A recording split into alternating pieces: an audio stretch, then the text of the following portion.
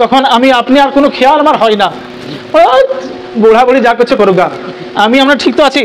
হ্যাঁ, আমার করিশ্মা কাপুর তো ঠিক আছে, হ্যাঁ, আমার জেদ আর হারিস তো ঠিক আছে, তোর আর খেয়াল আমার আপনার হয় না।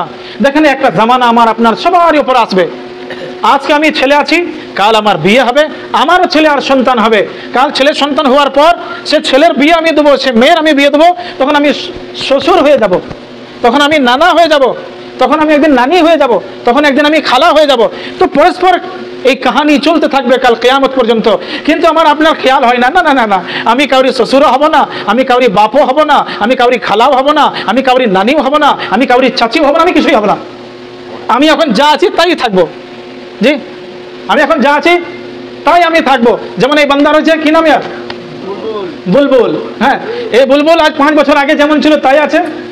হ্যাঁ, যতদিন থেকে কাউরি ভাইপো ছিল ভাইপোই আছে, কাউরি ভাই ছিল ভাই আছে, এর রিস্তা এখন চেঞ্জ হয় নাই। আর আপাতত এখন ইনশাল্লাহ, আপাতত ইনশাল্লাহ এখন হবেও না। আল্লাহ যদি চাইতো, আল্লাহ যদি চাইতো ইনশাল্লাহ হবে। কেন হবে না? আল্লাহ চাইতো হবে, কিন্তু আল্লাহ পাক এখন চান নাই।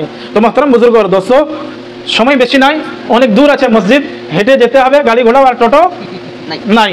তো মোহতারাম বুজুর্গ দোস্ত, আবার ইনশাল্লাহ যখন প্রোগ্রাম হবে তখন ইনশাল্লাহ তখন আরো কথাবার্তা ইনশাল্লাহ শুনবো। আজকে যে কথা আমরা শুনলাম সেটা হচ্ছে যে মা বাপ থাকলে তখন আমি আপনি কদর করতে পারি না। সব মানুষের এটা মনে করবেন না যে আজকে যে বাড়িতে আছে তো তাদেরকেই খালি বলা হচ্ছে, না, আমি আপনি সবাই যখন আমাদের হাফা সহি সালামত কুদরত তাকত যখন থাকে, তখন এই তাকতের বল আর খুনের রক্তর তাজগি সেই খিদমতের কাছে আমাদেরকে আপনাকে যেতে দেয় না।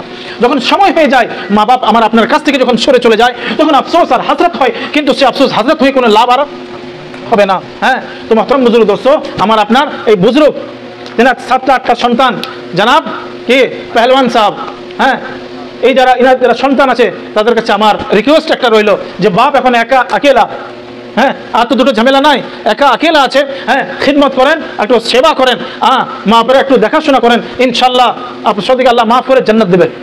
হ্যাঁ, খিদমত কিছু এখন করে নেন। হ্যাঁ, এতদিন সময় যেভাবে যেমন করে পেরিয়ে গেছে, হ্যাঁ, সেটা তওবা ইস্তেগফার করে নেব, আল্লাহ রাব্বুল আলামিন মাফ করে দেবেন। আল্লাহ নবী সাল্লাল্লাহু আলাইহি ওয়াসাল্লাম বলেছেন, কোন মানুষ যদি এত গুনাহ করে জমিনকে ভরে দেয় আর আসমানের ছাদে ঠেকে যায়, তারপরে আল্লাহ রাব্বুল আলামিন হাবিব সাল্লাল্লাহু আলাইহি ওয়াসাল্লাম হাদিসে কুদসিতে বলেন যে বান্দা আমার কাছে যদি একবার তওবা করে নেয়, আমি তার তওবাকে কবুল করে নিই।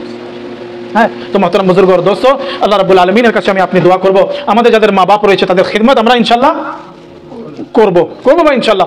আল্লাহ পাক আমাদের সকলকে এইসব কথার উপর আমল করার তৌফিক দান করুন। আখিরু দাওয়ানা আনিল হামদুলিল্লাহি রাব্বিল আলামিন।